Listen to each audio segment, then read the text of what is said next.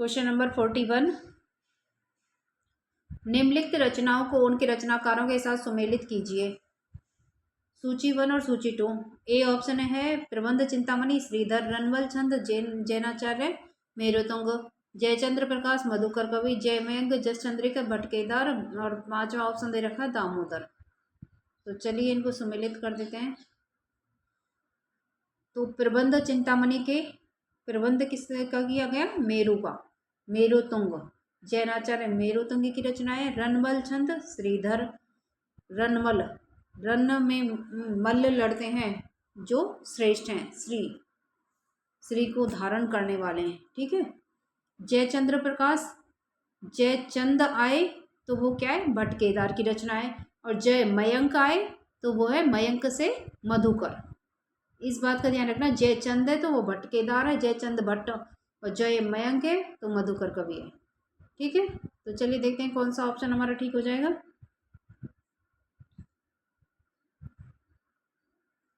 Second, first, fourth और third.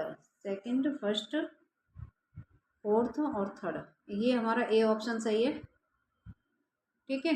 A option हमारा बिल्कुल ठीक है। तो चलिए देखते हैं next question. Question number 41,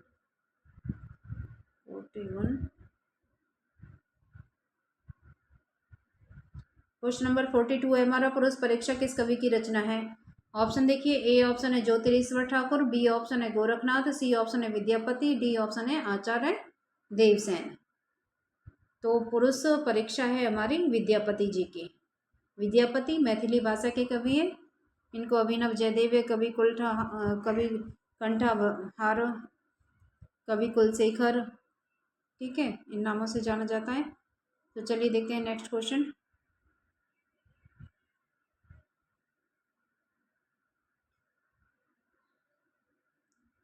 question number 43 हमारे, निम्नलिखित में से कौन सा विद्वान पृथ्वीराज रासो को सर्वथा अप्रमाणिक ग्रंथ मानने वालों में शामिल नहीं है?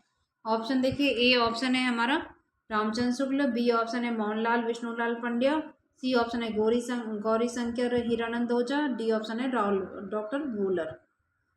तो मोहनलाल जी हैं वो पृथ्वीराज रासो को सर्वथा अप्रमाणिक नहीं मानते। तो क्या मानते हैं वो? प्रमाणिक। पृथ्वीराज रासो को प्रमाणिक मानते थे। तो चलिए देखते हैं नेक्स्ट क्वेश्चन।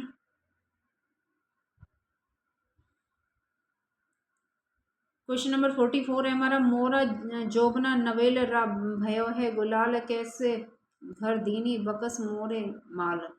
उक्त काव्य पंक्तियों के रचयिता हैं ए ऑप्शन है धर्मदास, बी ऑप्शन है अमीर खुसरो, सी ऑप्शन है दरिया साहब, और डी ऑप्शन है यारी साहब। तो मोरा जोबना नवेल, किसका जोबन नवेल है? नया है, अमीर खुसरो का, ठीक है। इस तरह से इसे याद कर लेना। तो चलिए देखते हैं नेक्स्ट क्वेश्चन।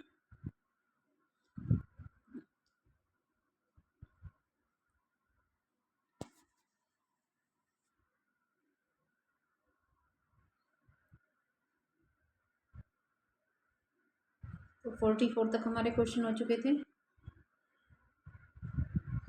बीच बीच में पता नहीं क्या गड़बड़ हो जाती है, ठीक है जी। 44 तक हो गए। अब क्वेश्चन नंबर 45 देखिए, निम्नलिखित रचनाओं को उनके रचनाकारों के साथ सुमेलित कीजिए। सूची 1 का ए ऑप्शन है राउलवेल, आसगो, खुमानरास और डोम्बेपा, चंदन बालारास, कोकरेपा, योगचर्या डोडकवि, और दलपति विजय, ठीक है। अब इसको हम सुमेलित कर देते हैं। राउलवेल रोड़ा कवि, राउल में रोड़ा। खुमान दल, खुमान किसके साथ आया? दल के साथ, दलपति विजय। चंदन वाला, चंदन के किसने लगाया? आसगु ने। अब है योगचर्या, योगचर्या कौन है? योग कौन करता है? डोम्बेपा, ठीक है। तो इस तरह से ए का हो गया हमारा फोर्थ, बी का फिफ्थ, फोर्थ फिफ्थ फर्स्ट और सेकंड, फोर्थ फिफ्थ फर्स्ट और सेकंड, ये रहा हमारा। बी ऑप्शन हमारा बिल्कुल ठीक है। तो चलिए देखते हैं नेक्स्ट क्वेश्चन। क्वेश्चन नंबर 46 देखिए, कीर्तिलता किस भाषा की रचना है? ऑप्शन देखिए, फर्स्ट ए ऑप्शन है हमारा अभट्ट, बी ऑप्शन है अपभ्रंश, सी ऑप्शन है मैथिली और डी ऑप्शन है ब्रज। तो कीर्तिलता है अभट्ट भाषा में। ठीक है, तो चलिए देखते हैं नेक्स्ट क्वेश्चन।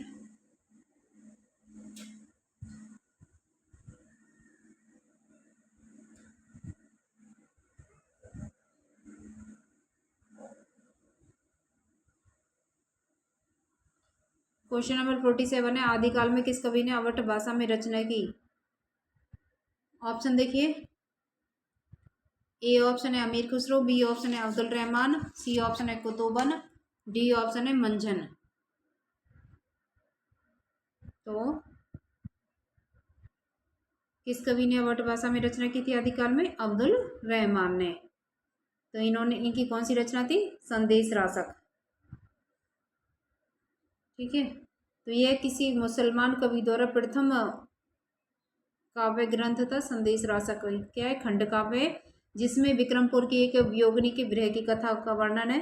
विरह काव्य 12वीं सदी का उत्तरार्ध और 13वीं सदी का पूर्वार्ध माना जाता है इसका काल। ठीक है, तो चलिए देखते हैं नेक्स्ट क्वेश्चन, क्वेश्चन नंबर 48। फारसी का यह कथन किसने कहा कि मैं हिंदी की तूती हूँ, तुम्हें मुझसे कुछ पूछना हो तो हिंदी में पूछो, तब मैं तुम्हें सब कुछ बता पाऊंगा। ऑप्शन देखिए, ऑप्शन ए है अमीर खुसरो, बी तुलसीदास, सी सूरदास और डी है हमारा रविंद्रनाथ ठाकुर। तो इसके हैं अमीर खुसरो। जहाँ कहीं भी ये तूती, तूती हिंद इस तरीके से या हिंदी की कोई वो आती है, पंक्ति आती है, तो वो होती है अमीर खुसरो की। तो चलिए देखते हैं नेक्स्ट क्वेश्चन,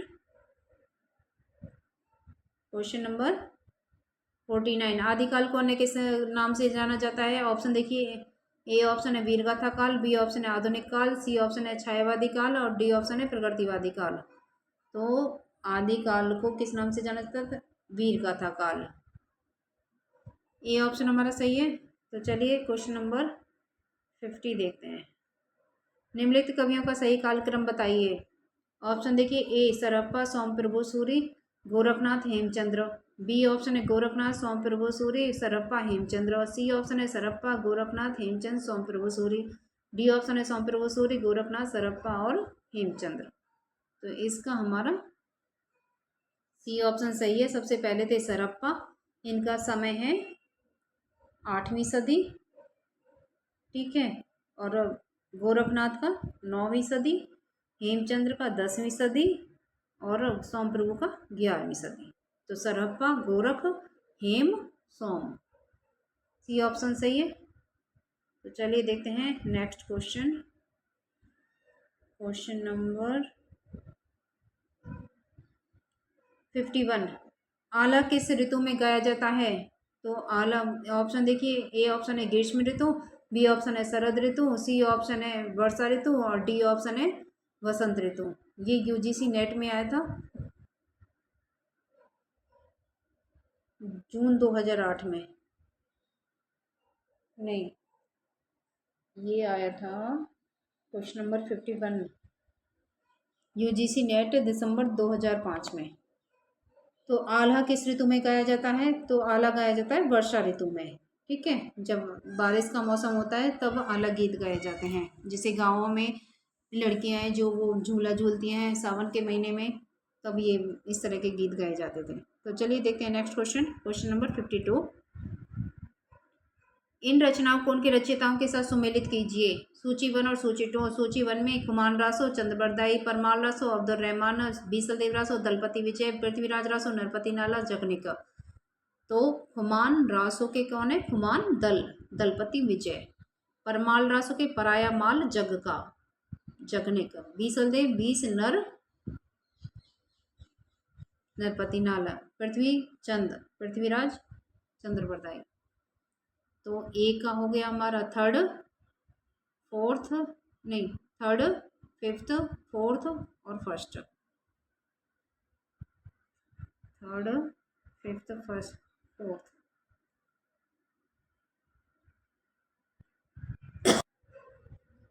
तो इसका हो गया हमारा एक थर्ड, फोर्थ,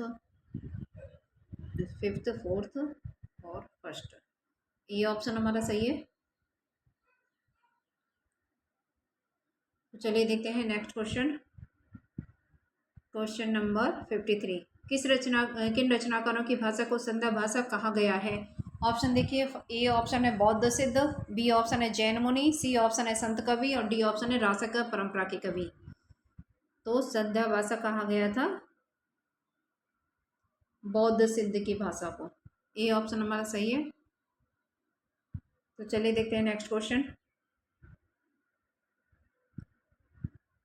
क्वेश्चन नंबर 54 है हमारा, इन रचनाओं को उनकी काव्य भाषा के साथ सुमेलित कीजिए।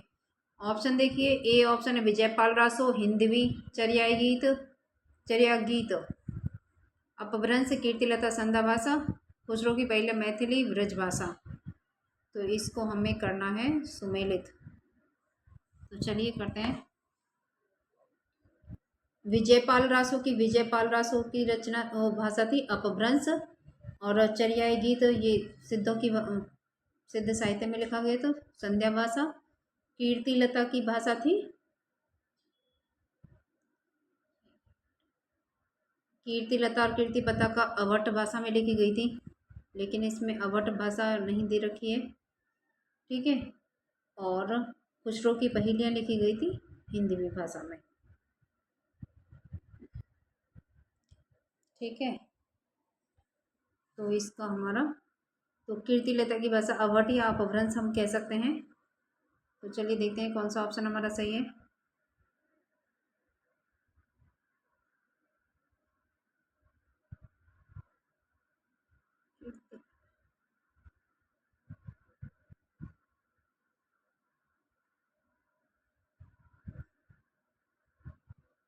तो सी ऑप्शन हमारा सही है। चलिए देखते हैं नेक्स्ट क्वेश्चन, इसका हमारा लास्ट क्वेश्चन।